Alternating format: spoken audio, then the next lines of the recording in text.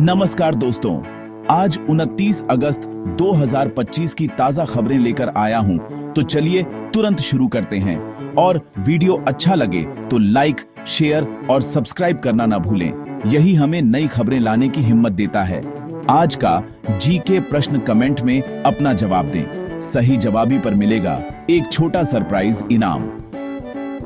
प्रश्न: भारत में मॉनसून वर्षा का औसत मापन किस इकाई में किया जाता है? ए मिलीमीटर, बी सेंटीमीटर, सी इंच, डी लीटर प्रति वर्ग मीटर। अब खबरों पर चलते हैं। हर खबर के बाद अगली खबर की तरफ बढ़ते हैं। ध्यान से सुनिए। राजस्थान में मॉनसून का असर जारी है। राज्य सरकार ने 11 जिलों में अलर्ट जारी किया है। बालोतरा में भारी बारिश से 3 लोगों की मौत और 2 लोगों के लापता होने की सूचना मिली। प्रशासन ने राहत और बचाव कार्य तेज कर दिए हैं। मुख्यमंत्री ने बाढ़ प्रभावित इलाकों में व्यापक राहत अभियान के निर्देश दिए। अब तक 792 लोगों को सुरक्षित स्थानों पर पहुंचाया गया है। अब बढ़ते हैं अगली खबर की तरफ। राजस्थान उच्च न्यायालय ने 2021 की एसआई भर्ती परीक्षा को पेपर लीक और नकल आरोपों के चलते रद्द कर दिया है।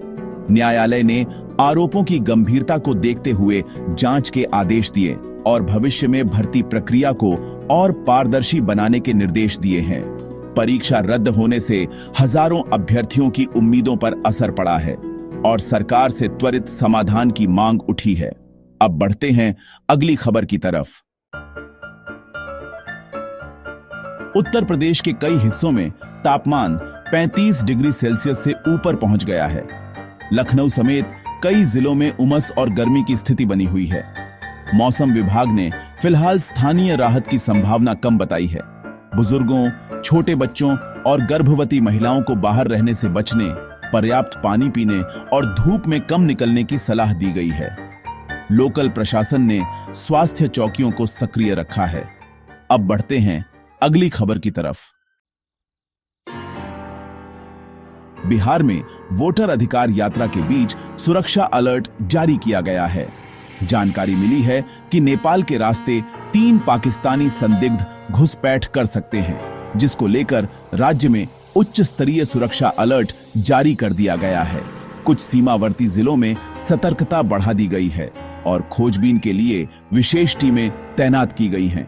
सरकार ने संदिग्धों की पहचान के लिए सूचना देने पर इनाम की घोषणा भी की है। अब बढ़ते हैं अगली खबर की तरफ।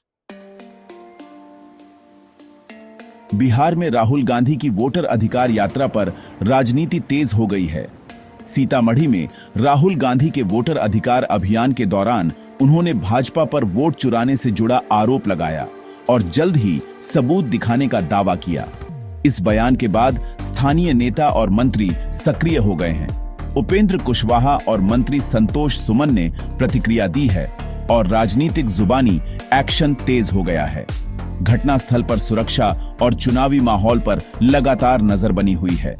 अब बढ़ते हैं अगली खबर की तरफ। राष्ट्रीय स्तर पर केंद्रीय कैबिनेट ने रेलवे और पीएम स्वनिधि से जुड़ी बड़ी मंजूरी दी है। केंद्र ने 4 रेलवे परियोजनाओं के लिए लगभग 12,000 करोड़ रुपए की मंजूरी दी है, जिससे कनेक्टिविटी और क्षेत्रीय विकास को बढ़ावा मिलेगा।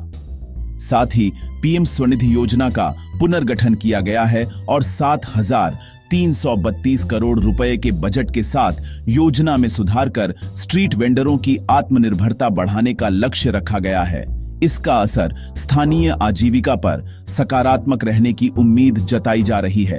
अब बढ़ते हैं अगली खबर की तरफ। राष्ट्रीय खबरों में आज तक के प्रमुख अपडेट में 2 बड़ी खबरें आज सुर्खियों में रही। पहली खबर है कांग्रेस नेता मोहम्मद नौशाद के खिलाफ मामला दर्ज होने की, जिन्होंने प्रधानमंत्री मोदी पर आपत्तिजनक टिप्पणी की थी। दूसरी खबर है राजनयिक नियुक्ति की, जिसमें दिनेश पटनायक को कनाडा का नया उच्चायुक्त नियुक्त किया गया है। ये दोनों खबरें राजनीतिक और कूटनीतिक चर्चाओं को काफी गति दे रही हैं। अब चलिए बढ़ते हैं अगली खबर की तरफ। मध्य प्रदेश, पर्यटन में बड़ा दावा और विकास कार्य। केंद्रीय मंत्री गजेंद्र सिंह शेखावत ने कहा कि मध्य प्रदेश ने पर्यटन संभावनाओं में राजस्थान को पीछे छोड़ दिया है। इसी मौके पर राज्य में 52 करोड़ 69 लाख की राहत परियोजना का शिलान्यास और 69 करोड़ 27 लाख के विकास कार्यों का उद्घाटन हुआ। सरकार ने पर्यटन के जरिए रोजगार व आय बढ़ाने का जोर दिया और इंफ्रास्ट्रक्चर पर निवेश बढ़ाने का भरोसा दिलाया। अब बढ़ते हैं अगली खबर की तरफ। उल्लेखनीय राष्ट्रीय ट्रेंड्स, न्यायपालिका व खेल कार्यक्रम।